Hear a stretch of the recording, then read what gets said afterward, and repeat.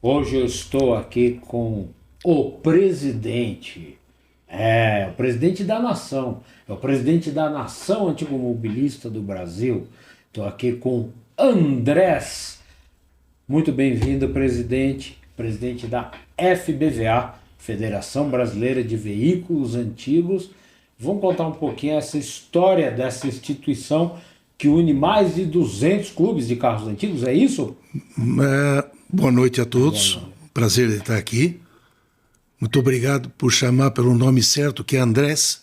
Todo mundo fala Andrés, né? Mas é Andrés. É Andrés mesmo. Andrés. É que um André reconhece o outro, Pronto, estamos entre da Andrés. identidade, né? É isso aí. Hoje mais de 260 clubes, acho 265, uma coisa assim, Que né? legal, que bacana. Belo contingente. Tá, mas você não nasceu presidente da FBVA. Como é que o Andrés começou a gostar de carro antigo? Então, eu muitas vezes fui perguntado sobre isso. Eu acho que tanto você quanto eu e tantos outros nascem com isso. Eu, com 3, 4 anos, eu já identificava que carro eram carros mais característicos na época, que eram Pontiac, que eram Buick, que era Oldsmobile, Ford e tal, né? Mas gostava, identificava e sempre me interessou. Ao passar, Mas pai, avô, tio... todo mundo automobilista. Ah, já tinha gasolina ali no sangue. Do lado do pai, Fordeiro. Do lado da mãe, Chevrolet. Né? Então tinha na época essa rivalidade, quem que era da Ford e tal. E os da Ford falavam que o da Chevrolet quebrava ponto de eixo, e o cara da Chevrolet dizia que Ford fervia. Né? Então isso histórico já. Mas sempre em casa se falou, se conviveu. E tivemos diversos carros em casa. Meu pai variou muito de carro. Então a gente foi experimentando um pouco de tudo e com isso tendo oportunidades de definir gostos. Não sei como você, como presidente, talvez não queira quebrar o protocolo, mas já que você falou de Ford e Chevrolet, e aí, você é fordeiro ou chevroleteiro? No fundo, eu sou fordeiro. Não, mas então estamos entre fordeiros. Eu não vou falar para ninguém também, não. Vai que alguém não gosta e depois não quer assistir a gente. Mas eu tive grandes Chevrolets. Um Chevrolet que marcou época para mim foi um Chevrolet Sedanette 47. Bacana. Eu rodei talvez 25, 30 mil quilômetros com esse carro ao longo de 20 anos que eu tive. E depois outro, um Bel Air 51, também extraordinário, segundo dono. Olha. Carro formidável. Então são Chevrolets que marcaram fortemente a época. Também tive ocasião de restaurar um 49 Sedanette. Muito bacana. 4 portas, diferente, um carro que muito elegante. O Sedanette, né? Carro elegante. Ele é um carro que ele tem uma caída traseira, por isso que chamam de Sedanette, porque ao mesmo tempo que ele é um sedã, ele tem alguma coisa ali como seria a berlinete, né? Isso. Que tem aquela caída traseira, né? Então, sem porta-mala saliente. Exatamente. Ele não tem os 3 volumes definidos. Pronto. Né? Mas também me deu grande satisfação. Então, eu digo lá, Ford, tenho carinhos pelo Ford grande, temos a oportunidade de ter Fords bons. Eu ainda estou hoje, a duras penas, restaurando um Ford Skyliner 58, que legal. É um modelo interessante, que põe a capota dentro do porta-mala. Uns parafusos sem fins, o teto é rígido, então ele é um conversível, mas ele é com teto rígido. A gente está acostumado a ver conversível com teto de lona. Então tem um mecanismo eletrohidráulico, né? Com parafusos sem fins, que dobra todo aquele teto rígido. Eletromecânico, desculpa. E guarda no porta-malas aquele trambolho da capota grandão, mas que é lindo de ver. Parece o Robocop, não transforma. A capota em pé, depois entra, né? É todo o mecanismo, você não entende como é que na época alguém teve essa ideia, né? E a segurança, e ninguém vai invadir o carro, porque os conversíveis parados à noite na rua, alguém podia meter uma faca no teto e roubar um pertence, qualquer coisa assim, né?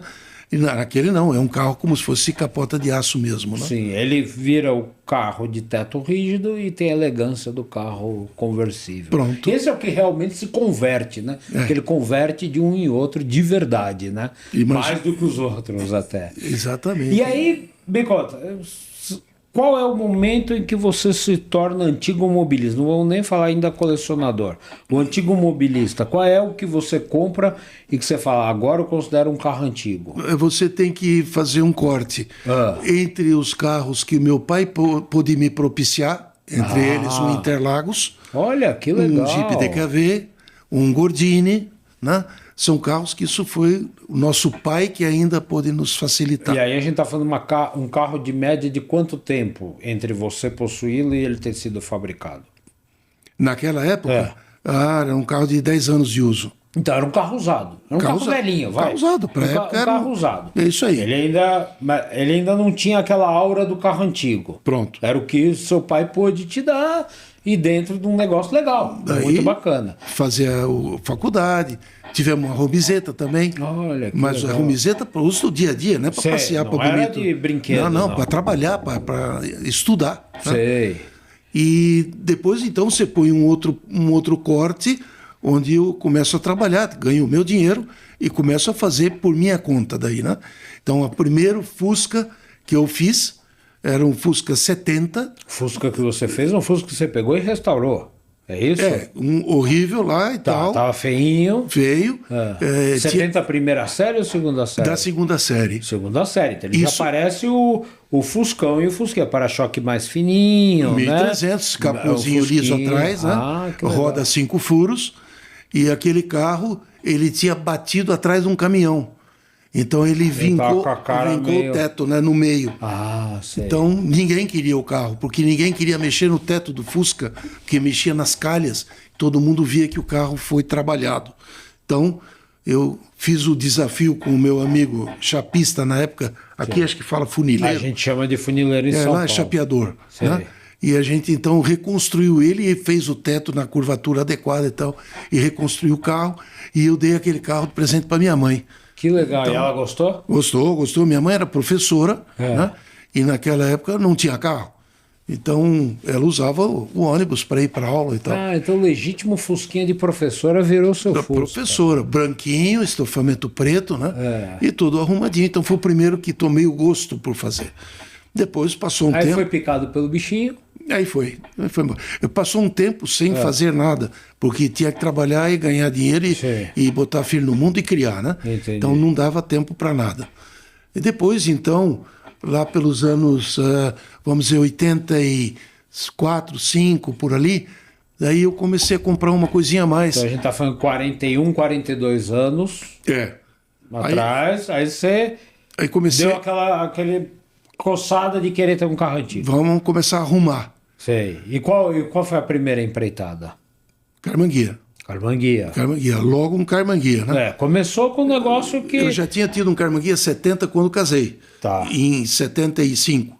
E já estamos em 84, 5, onde eu comprei o outro e comecei a fazer. E o Carmanguia tem uma dificuldade, porque nem na fábrica ele saía dois iguais, porque ele era martelado à mão e preenchido com estanho. É isso aí. Né? Porque o Carmanguia, se a gente olhar os paralamas, o teto, o painel frontal, traseiro, é uma coisa só. Tirando as duas portas, o capô e o capô de trás, uma peça única, né? Então ele é um falso monobloco, porque ele tem chassi. Sim.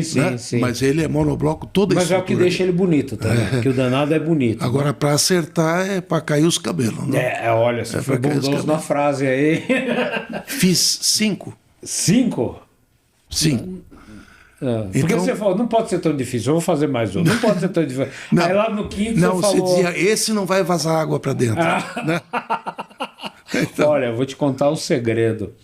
Eu tive na fábrica da Carmanguia e fiz essa pergunta, que foi a mesma que eu fiz depois pro Kiko Malzone, filho do Rino. Mas aí eu, dentro da Carmanguia, perguntei, cara, esses carros entravam água quando era novo? Como vocês faziam isso? Dava uma chuva, era todos os vidros embaçados aqui. Não tinha. Novo, zero na fábrica. Não, o pessoal já sabia, né? Tanto é que na revenda mesmo o pessoal tinha dificuldade em colocar o carro. Hoje a gente luta por um Carmanguia. Sim. Lá eles tentavam vender o carro. Facilitavam que dá para ver se o carro saía. Né? Tá. E desse primeiro Carmanguia, que se tornaram 5 Carmanguias... Você não chegou direto na federação. Você foi fazer parte de algum clube? Você foi galgar algum... Como você foi entrando para as diretorias de clube? O que foi? Não, eu morava em Anápolis, em Goiás. Anápolis, Goiás. Numa fábrica que era uma filial da matriz em Criciúma. Tá. Então eu trabalhei um tempo Você é natural de Criciúma? Não, eu moro em Criciúma. Você mora em Criciúma? Eu nasci na Argentina, Buenos Aires. E imigramos para cá. Entendeu? Porque o Andrés... É daí. Então, imigramos para cá no ano 55. Tá. Eu tinha 6 anos. E, bom, então eu trabalhava lá e depois fui chamado para a matriz. E lá me organizei. Eu moro lá há 50 anos. Tá. Então eu me organizei lá e conheci o pessoal, o melhor chapeador, o estofador e tal. E fui Isso lá em Anápolis? Não, em Anápolis era muito pouco, muito fraco. Tá. Tinha um colega lá que ajudava, mas muito fraco. Encontrei um time melhor na época, então, em Criciúma, quando fui para lá. Tá. E aí eu comecei a comprar carro. Porque eu montei um negócio para mim, uma oficina para mim. Sei. Então eu tinha o meu chapeador, o meu pintor, o meu... Você tinha a sua estrutura. Mas em casa. Tá. Então eu posso dizer que eu nunca colecionei carro. Eu fui um restaurador de carro. Entendi. Arrumava e vendia. E o que eu vendia, eu comprava 2 ou 3, conforme o que dava. Ou botava dinheiro para pegar um que estava na espera e arrumar. Sim. Então eu movia com aqueles carros, fazia negócio e ia restaurando. E nesse ritmo eu cheguei a ter 34 carros. Uau! Entre feitos a fazer e horríveis. Né? E depois, com o tempo, fui diminuindo e fui ajustando. Os custos foram subindo. Mas desses carros que eu estou falando, eu escolhi, por exemplo, um Carmanguia, ou 2, um 63 e um 72. 72 é o último deles. É o último. Uma Cinca Jangada 65. Raríssimo. E comecei a levar... Nos encontros. Lindóia. Eu fundei o clube em Criciúma com meu outro colega, que já é falecido.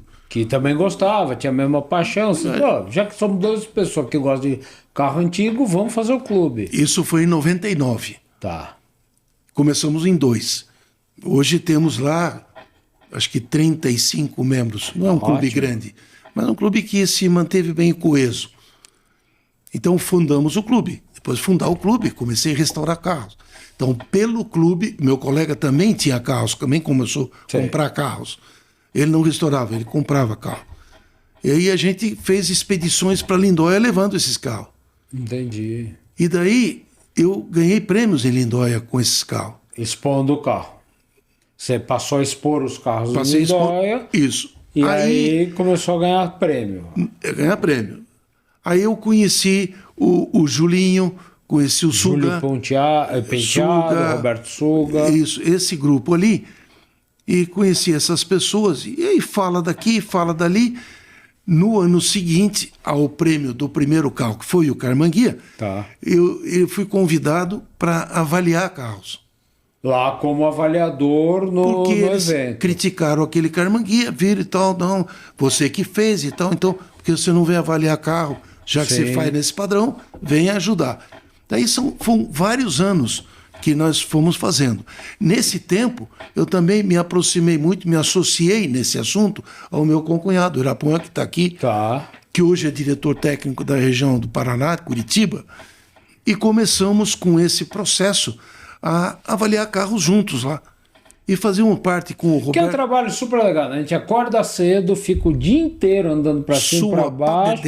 E aí depois no final você é herói de uma pessoa e sua mãe é lembrada por outras tantas. É isso aí. Isso? E nem uma camiseta você levava, não é? Exato. Eu já participei dessa Já também, né? Já. Bom, e eu não aprendo e no ano seguinte eu tô na roubada de novo. E aí ficamos 5 anos, eu acho, fazendo isso aí. Tá. Bom, nesse tempo foi passando lá. Aí teve lá essa mudança em 2014, que o Suga pegou essa diretoria da federação, essa presidência da federação. Ele entrou para a presidência da federação, 2013, 2014. Bom, mas esses 5 anos de avaliar carro, você está conversando, está junto, está falando isso aqui, do outro, comenta, ouve e tal. Daí ele falou, quando montou a chapa, ele falou, você gostaria de ser conselheiro fiscal? Acompanhar a federação dessa forma? Eu nunca mexi com isso. Meu negócio é lá nos carros. Lá. Não, mas é apresentar as contas, ver como é que tá e tal. Tá bom. Então, conselheiro fiscal. Porque a FBV ela funciona como um clube, né? Como se fosse o clube dos clubes. Então, o dinheiro que está ali é dos associados, que no caso são os clubes que fazem parte dali, né? E então, você tem que dar conta daquilo. Se a nota está certa ou não. Sim. Então, fiz isso uns 5, 6 anos. Tá. Não é? Ou mais, talvez. E fiquei como conselheiro fiscal, convivendo e tal, dentro dos limites, e morar fora, longe. Não é São Paulo, não é vocês, todo mundo junto e tudo perto. Não que isso adiante muito, porque a federação fica em Juiz de Fora, né? Bom, mas também hoje fisicamente... hoje não tem mais nada fisicamente. Mas não. antigamente eu lembro que isso a gente correspondia por carta, né? Mandava os processos de avaliação por carta, isso. Mandava, não tinha WhatsApp, não tinha no máximo Nextel, lembra? E isso é uma herança que eu considero do Tillman, porque o Tillman é de lá, sim, e ele então tinha lá a federação montada e fez um bom trabalho, tanto é que está até lá até hoje. Sim, né? sim. Ele montou uma estrutura. O Guilherme é uma pessoa fabulosa. Então, temos hoje aqui a presença e a companhia do Vinícius, que faz a parte de divulgação e tal, que é um time de base daquela época e muito bem formado. Sim. Bom, aí, para te dizer, cheguei a esse conselheiro fiscal. Aí, depois daquele tempo, se cria laço de amizade, relacionamento, conhece, vai se integrando mais. Então, naquela época, veio lá um processo de ruptura, que foi naquele 2023, que mudou a diretoria, a presidência lá. E naquela época... foi falado comigo que, como eu não tinha nenhum vínculo muito maior com nenhum tipo de grupo, de envolvimento, assim, desses grupos São Paulo ou Rio ou Belo Horizonte que fosse, se eu me interessaria por fazer um mandato tampão desse assunto, né? Para fazer depois... Tem um amigo que fala que provisório nem dente, porque fica... mas o compromisso não era esse. O compromisso seria pacificar esse ambiente, né, e seguir a coisa para frente. Tá bom. Aí passou-se 1 ano e meio disso. Então, nesse tempo, foi feito um trabalho, algumas modificações, parte de modernização, a parte de informatização, melhorias de fluxo também na parte de informação, divulgação, comunicação. Eu acho que foi feito um trabalho de equipe muito bem trabalhado, muito empenhado para conseguir trabalhar essas frentes. E, concomitantemente, também conhecer um trabalho institucional um pouco mais aprofundado, né? Sobretudo na questão Brasília, que passa pelo assunto da placa preta. Aí é que tá. As pessoas muitas vezes perguntam por que tem que existir um órgão que centralize a vontade de todos ou da maioria dos clubes.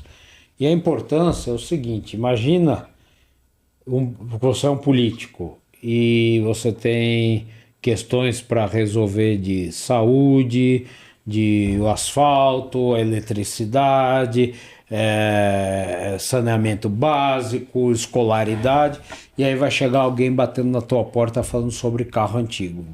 Talvez você não ache isso uma prioridade e por isso você não vai dar atenção.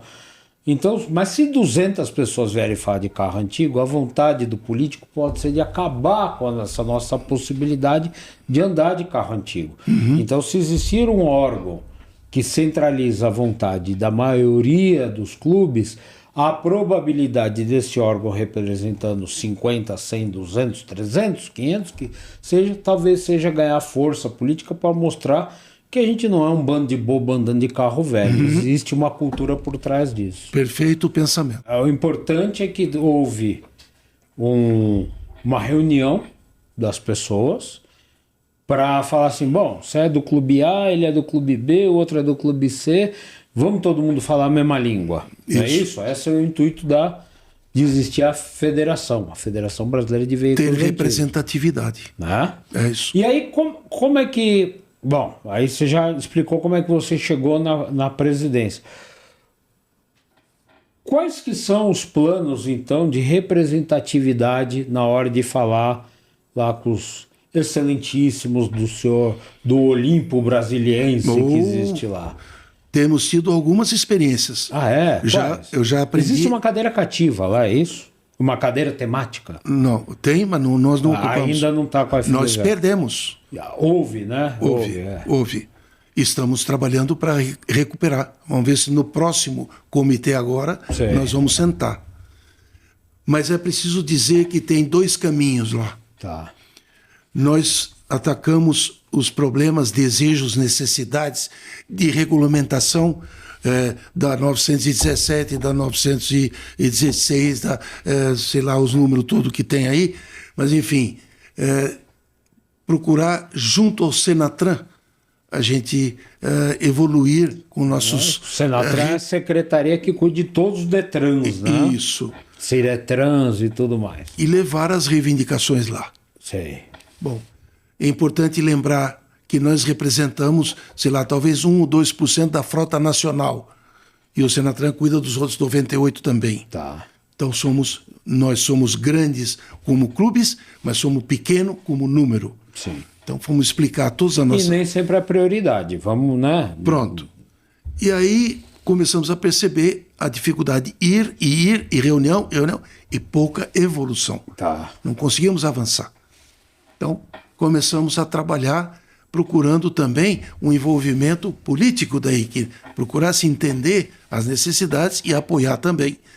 Tivemos a sensibilidade de alguns políticos que se interessaram pelo tema e começaram esse trabalho de apoio junto ao Senatran.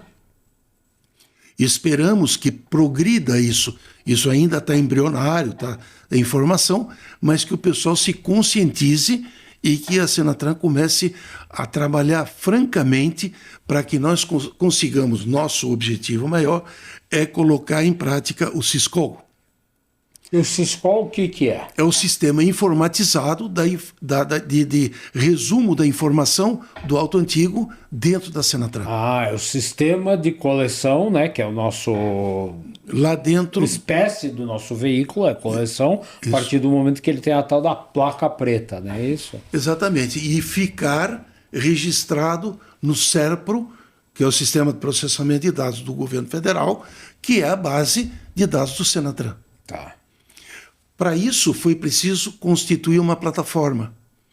Então, entre as tão poucas coisas que a federação faz, ou se diz que pouco faz, nós construímos uma parceria, construímos com um grupo de trabalho uma plataforma específica para isso.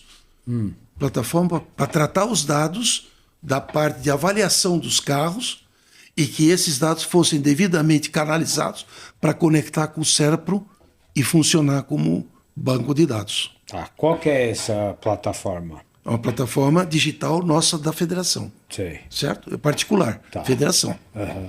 Bom, para adiantar o expediente, nós colocamos todos os clubes federados a utilizar essa plataforma. Tá.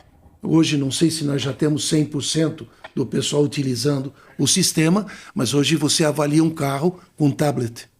Certo? Com celular. E você descarrega o tablet, vai diretamente para a federação e de lá vai para o destino necessário, Senatran, enfim, como seja o caminho para um CVCOM. Toda a federação já opera com essa plataforma. Que é o tal do aplicativo de avaliação de placa preta. Perfeitamente. Esse aplicativo tem plugs. Eles já estão todos prontos e determinados pelo grupo executivo da plataforma. Mas o SERPRO não fez dever de casa. Então nós não temos como conectar. Porque o SERPRO tem que ainda se habilitar para receber. Essa tem sido a nossa luta agora para conectar a federação com o SERPRO e dessa forma canalizar todas as avaliações pelo sistema Siscol, entrar pelo SERPRO e mandar isso para o Senatran. Entendi. Isso, desculpe. Claro, claro. Isso seria um fator determinante, sem conflitos, sem batalhas, para que você tivesse um caminho único para ter a placa preta, dentro dos padrões necessários. Dentro dos padrões da federação. Da federação, né? Para unificar, né? Que são os defendidos junto ao Senatran. Entendi. Tá. E nesse sistema, que vai ajudar a informatização, ele também diminui o tempo de retorno? Brutalmente. Porque é instantâneo. Não tem mais o correio, o papel, o telefonema, o fax, o manda, traz de volta, não sei o quê. Você digitou, tá lá, analisou, manda, sei lá, 2 dias. Você levava 10, 15, não é mesmo? Sim, então hoje às vezes até mais de mês. Você tem velocidade. Eu não diria os 2 dias, mas 4. Mas são agilizou, sim. Né? Agilizou. Às vezes depende mais do tempo de avaliação do grupo técnico do que propriamente do trânsito da informação. Não, o trânsito da informação eu creio que seja imediato. Né? Então depende mais dessas avaliações. Eu acho que é uma grande evolução a criação do aplicativo. Né? E até, na minha opinião, com pequenos ajustes ele fica muito próximo da perfeição. Eu até acredito nisso. E aí, bom, estamos falando aqui da placa preta. Por que a placa preta é importante? Não vamos falar placa preta, a placa de coleção, vai. Por que a placa de coleção é importante, presidente? A placa de coleção, ela é importante dentro do imaginário das pessoas. Eu explico. Se eu tenho um carro de coleção e quero os benefícios da vantagem que me dá a isenção de determinados acessórios ou condições de trafegabilidade, etc, etc, eu vou procurar ter essa placa para proteger o meu carro, para perpetuar o meu carro, para permitir o uso regular dele, certo? Bom, esse é o conceito da placa preta, né? Sim, ela nasceu porque notaram que os veículos estavam muito irregulares pelos códigos mais antigos. E que as novas legislações até corrigiram, alienaria esses carros do tráfego. Então procurou proteger, dando garantia de circulação com as condições de fabricação. Né? Cinto de segurança, espelho retrovisor, não sei o quê, não sei o quê. É muito mais por uma conta... Porque a parte de obrigatoriedade de ter, o Código de Trânsito até evoluiu nesse sentido, daquele que era o de 98 ali para cá, né? Então, antigamente estava todo carro tem que ter cinto de segurança. Agora, todo carro, a partir do dia 1º de tal, tem que ter cinto de segurança. Então, isso até corrigiu sem a placa preta, mas ajudou a fiscalização. Uma vez o cara vê a placa preta e fala, pô, como é que eu vou multar sem cinto? Protegeu. Talvez esse carro tenha só subabdominal, talvez nem tenha, não é verdade? É certo. Então é uma identificação visual boa, facilitou as coisas. Facilita demais para identificação. Só que a interpretação foi errada. Por quê? Porque o pessoal entendeu que agora que eu tenho uma placa preta, esse é um diferencial de preço. Concordo contigo. Pronto. Concordo contigo. Na realidade, não tem por que ser um diferencial de preço, que é apenas um carro de coleção que está protegido pela lei. Mas aí entra o imaginário de ficar dizendo que não, com isso aqui você vai ter vantagem, que o carro tem um diferencial a mais e tal, e bota na cabeça então que vale mais. Eu tenho para mim que isso poderia até ser verdade antigamente, porque se hoje for cumprida a lei, desde outubro de 2020, se for cumprida a lei, se não se usarem despachantes mágicos por aí, você tem que fazer o processo do zero. Então o carro ter placa comum ou placa de coleção, você vai ter que fazer o processo do zero do mesmo jeito, né? Então... tem razão. Agora... Então não tem mais. Antigamente não. Uma vez que você tinha a placa de coleção, mesmo transferindo, o carro ia a placa de coleção. Então tivesse certo ou tivesse errado, aquilo virava parte integrante do veículo, né? Na época da portaria 56. Né? Certo. Agora, é importante lembrar... na questão placa preta, de procurar culpados, né? Quem é o culpado? É o Detran? É o Senatran? É a federação? É o usuário? Quem é o culpado? O culpado é aquele que se beneficia desses subterfúgios.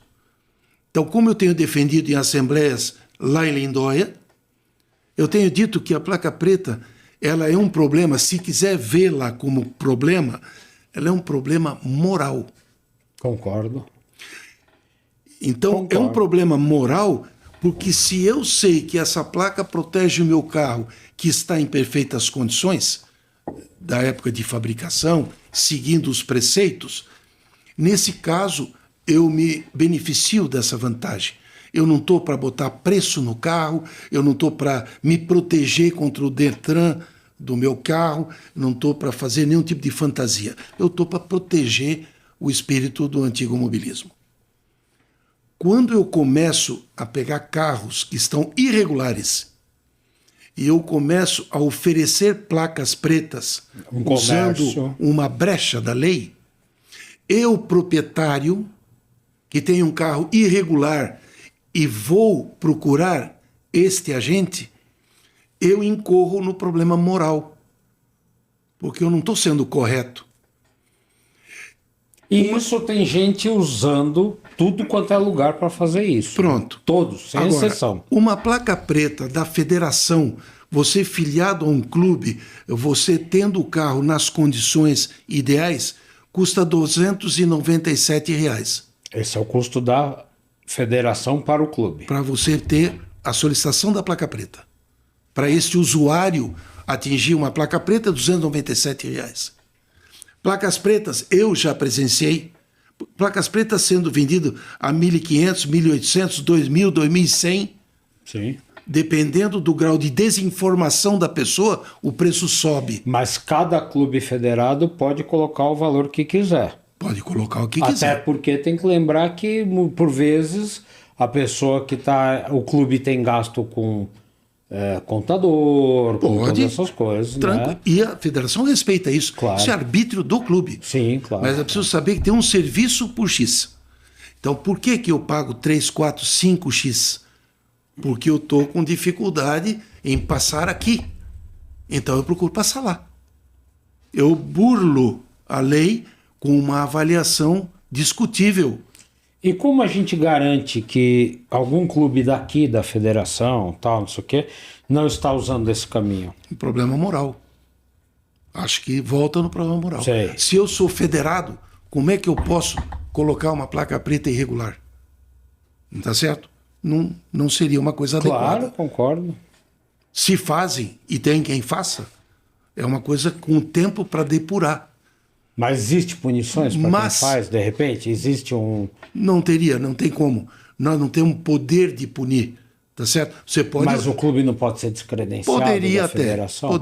Poderia até. Porque se está fazendo de maneira irregular, mas alguma coisa... eu gostaria de dizer que esse campo da discussão é tão vasto, tem tanta alternância e alternativas de burla e de problemas, que é muito mais lógico você trabalhar num sistema disciplinador como o Siscol e depois você tira da frente esse tipo de coisa. Porque Entendi. ou faz direito ou não faz. Ou não faz. Agora, claro. se todo mundo passa pelo Siscol e o carro for flagrado com problemas, restará ao Senatran autuar. Identificar o responsável. Porque a federação não tem poder de polícia. Sim, claro. Nunca vai poder fazer. Claro. Caberá ao órgão fiscalizador. Porém, o nascimento daquela placa vai ser regular. Isso vai ser garantido. Certo? Claro. Hoje tem todo esse desmando aí paralelo. Mas tem clubes sérios não federados também, né? Não vamos... Não podemos colocar tudo no mesmo saco. Nós estamos falando daqueles irregulares com placas em carros. Que é os mágicos, né? Tem uns mágicos por aí que às vezes nem é clube, nem é nada e tá fazendo. Toda questão, né? Tem suas exceções. Claro, concordo. Aqui também. Concordo. Aqui também. Claro. E aí, quando a gente fala assim do... Me corrija, por favor, que você tem mais experiência que eu, mas o que eu vejo é um caminho, e eu não vejo o retorno desse caminho, que é o caminho restritivo no trânsito, e não é Brasil, é no mundo. Em 2017 eu lembro que eu levei essa questão, na época eu era diretor técnico da federação, e eu levei essa questão ao Suga. Eu fui fazer matérias da pré-temporada de Fórmula 1 na Inglaterra, e nós circulamos com um carro. Eu perguntei na locadora se o carro estava ok para andar em Londres, e não estava. Nós tomamos multa. E aí eu percebi que existiam uns pórticos com sistemas de câmera. Depois, em Portugal, eu conheci um negócio chamado Via Verde. Via Verde também são os arcos verdes com umas câmeras, ou seja, são pórticos por onde o carro passa, registra a tua placa, tá? Igual aconteceu na Inglaterra. Paris tem restrição ao uso do carro mais antigo, carro a partir antes de 96 não pode circular em Paris, exceto se tiver uma certificação de clássico. Em Portugal, carros fabricados a partir de sei lá qual ano, que eu agora não lembro, só com certificação de clássicos, que tem só 3 entidades que emitem, uma delas é o Museu do Caramulo, e tem restrição de quanto aquele carro por ano você paga, se vai andar 1.000, 2.000 ou 3.000 quilômetros por ano. Barcelona tem isso, Inglaterra tem isso, de monte, principalmente ali. E hoje nós estamos vendo o sistema Free Flow. O Free Flow são aquele monte de câmeras que é o tal do pedágio automático, onde não tem mais cancela. Eu acredito que essa cultura, que vai ser vendida como uma renovação de frota, uma questão ambiental, sei lá, segurança no trânsito, talvez impeça a gente de andar de carro antigo. E nós temos uma coisa perfeita, que é a placa preta, como fator de identificação, porque ela é visual e ela é documentada no campo espécie do automóvel. Existe um esforço para impedir que essa vigilância de Big Brother que está acontecendo, aqui em São Paulo está acontecendo muito, e está se alastrando pelo país inteiro, de que a placa preta garanta a circulação do veículo antes de surgir uma lei, antes de combater a lei que surge a gente proibir. Existe já uma preocupação da federação em criar essa contra-lei antes mesmo que ela exista? Não, nesse sentido que você está dizendo, não. Existe um estado de alerta, como já aconteceu há 2, 3 anos atrás, que se tentou colocar aquele negócio da renovação de frota e tal, e colocar no bolo o carro antigo também. Sim, mas ali era uma inspeção. Pronto. A gente ia passar cada 5 anos por uma inspeção. E não rodaria. Os mais antigos, se não passa a inspeção se não do passar combustível, inspeção, negócio, tal, já não rodaria mais. Isso foi estancado. Não prosperou. Mas não era bom já criar um artifício, uma legislação que garanta? Porque o carro antigo não é ele que faz trânsito porque ele não anda todo dia. Não é ele que polui mais a cidade porque ele não anda todo dia. Não é um carro que está todo dia no trânsito para justificar que é ele que envelhece a frota nacional. Eu entendo, mas não seria o caso de você movimentar hoje para levantar uma situação, certo? Seria mais interessante deixar vir algum movimento e você reagir sobre isso, que aí você vai trabalhar sobre um fato, né? Hoje, trabalhar sobre uma hipótese que poderia vir, eu acho discutível o que consegue com isso, certo? Eu conheço muito bem a legislação do carro antigo na Itália. Eu trabalhei 30 anos indo e vindo da Itália. E participando no carro antigo lá, com amigos colecionadores, participando de eventos em Módena, em Bolonha, em Milão, do carro antigo, negócios monstruosos, fabulosos. A legislação lá já está estabelecida, é muito rígida dentro do que você falou. Para sair tem que marcar o dia, falar com a prefeitura, tem que ter a polícia que vai na frente e atrás, o circuito tem que ser sabido, o horário, o seguro, a placa específica de bronze, o latão, não sei o quê, e tal, 500 inscrições e tudo mais. Então é extremamente restritivo. Quando houve a visita do pessoal da FIVA que veio aqui, o pessoal levantou essa questão sobre essas possibilidades. Na ocasião, nós argumentamos que, em vez de vir nos prevenir sobre isso, eles deviam tratar de resolver o seu problema lá, que é extremamente restritivo, permitiram que chegasse nesse nível de restrição. Então, que eles se preocupassem para não ser um mau exemplo para nós, e pode ser um exemplo tomado por um político daqui e dizer que lá é assim. Então, isso tudo ficou meio quieto, talvez mal resolvido, mas não está se falando, não se mexe. O que se entende é que a placa preta é uma lei, veio para ficar e garante que esse carro vai circular naquelas condições.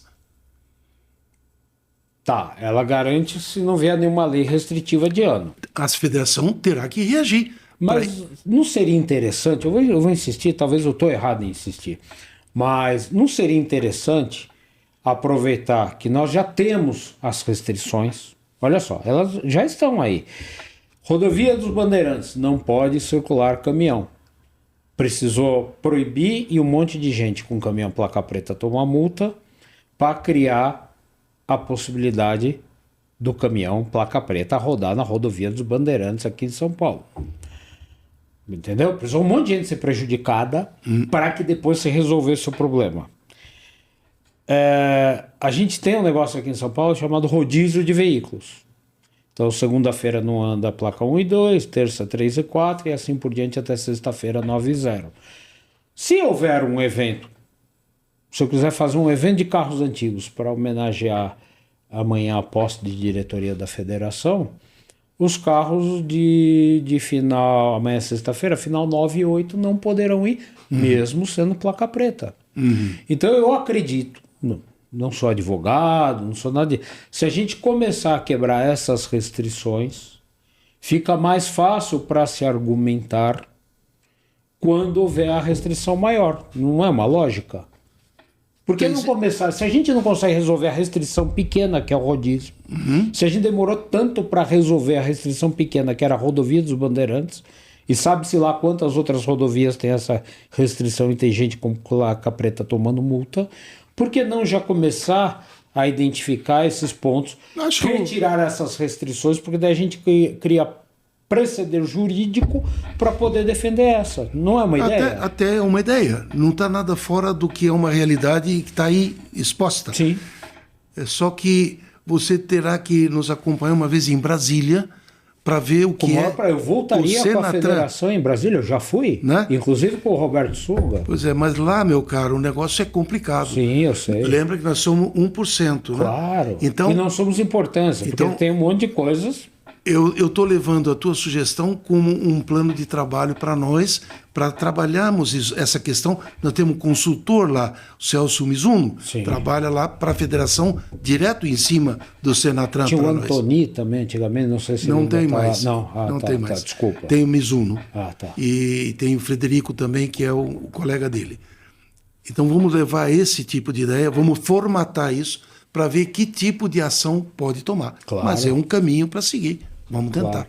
E aí me diz, quais são os planos futuros da federação? O que você enxerga no futuro da federação?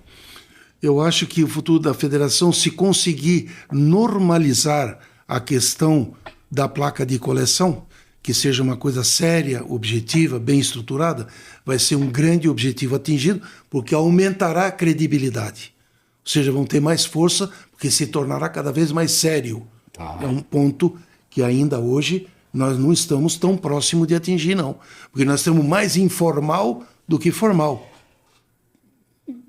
Não seria o caso, eu não sei, de ir fazendo trabalhos paralelos, porque é importante a questão da placa preta. Mas não é que seja exclusivo, não é exclusivo. Tá. Porque assim, como é que está, por exemplo, a placa de coleção para veículos não originais? Não. Por exemplo, o Detran de São Paulo aboliu vários elementos, como por exemplo, alguns dos documentos lá que você precisa ter, que me fugiu agora o nome,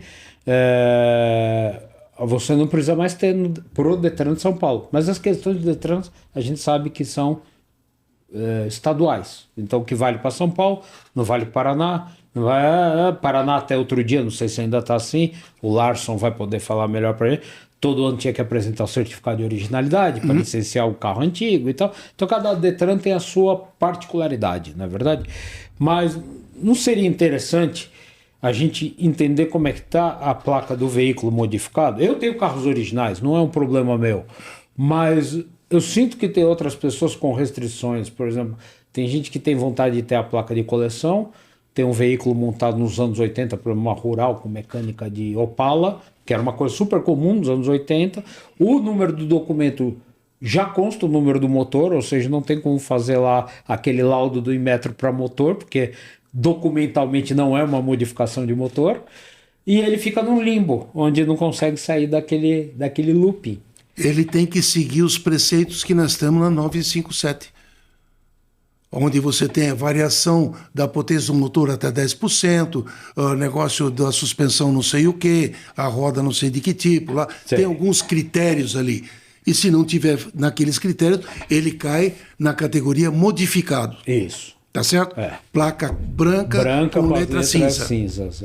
Que também pode ser usada para original, né? Aí você diz, mas eu vou no Detran e o cara bota preta. Porque o Detran... É o estampador de placa aí o problema, né? Não, mas o problema é o Senatran. Porque eu estava na frente da diretora do Senatran quando ela assinou o ofício para o Brasil, para todos os Detrans, tomar conta de que tem a placa do modificado.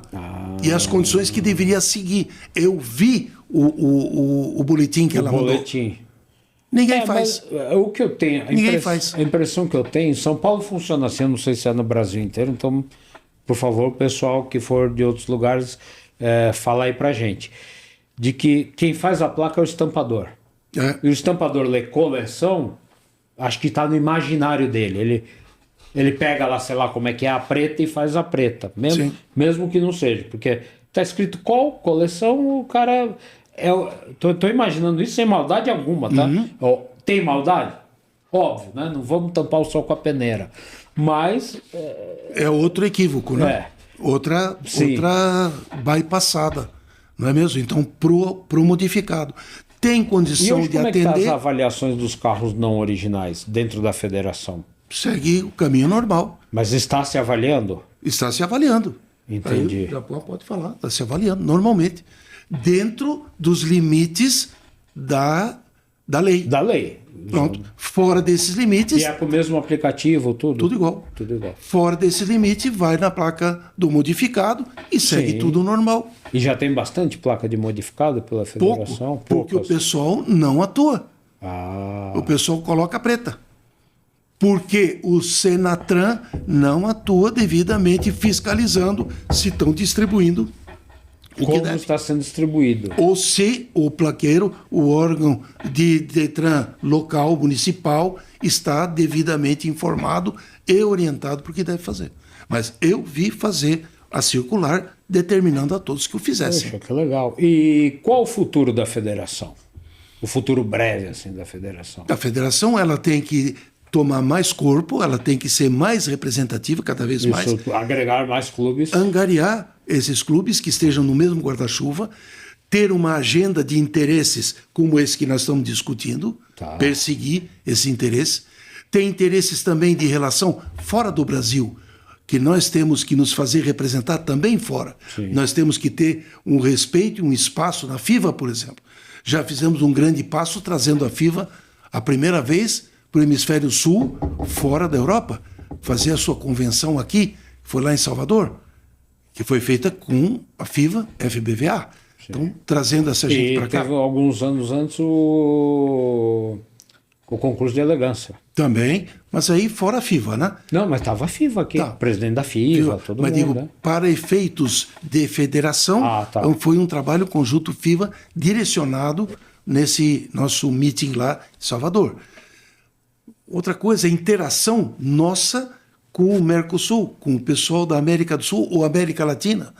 Na Argentina não tem placa preta, na Argentina não tem federação, tem um clube que representa tudo. No Uruguai tem, mas é pequeno.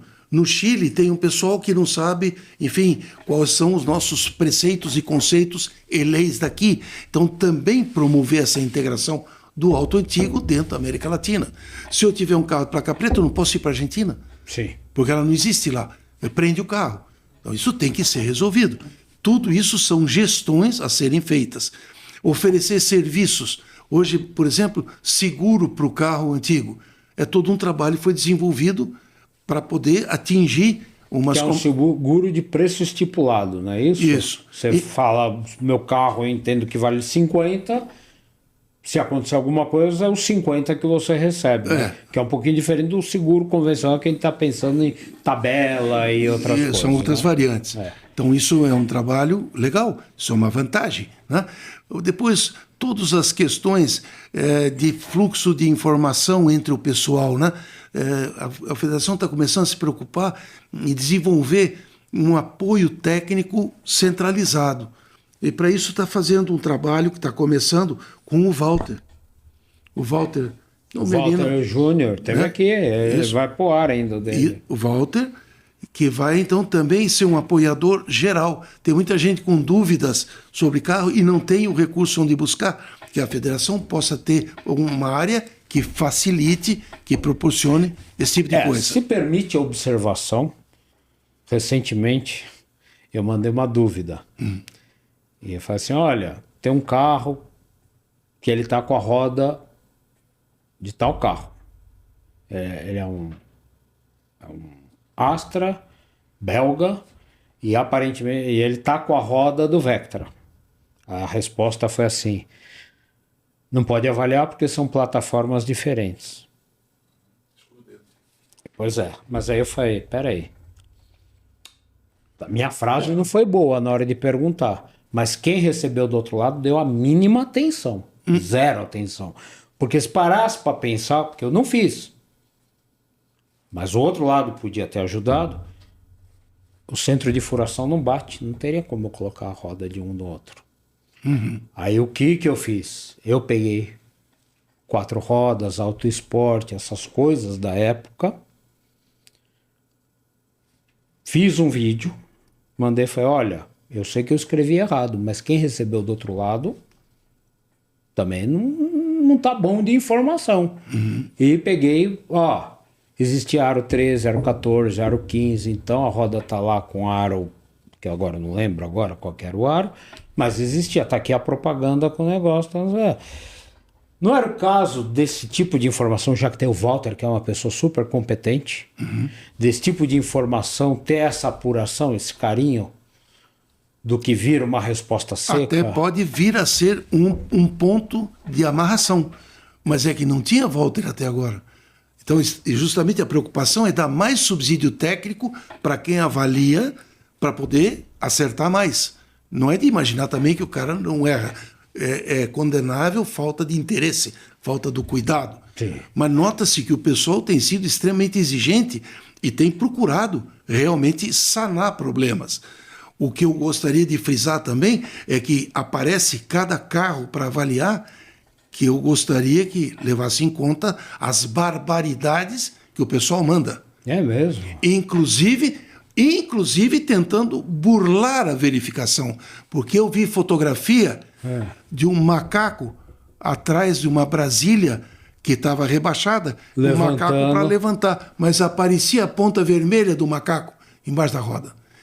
Então, tem que olhar sempre os dois lados, não é mesmo?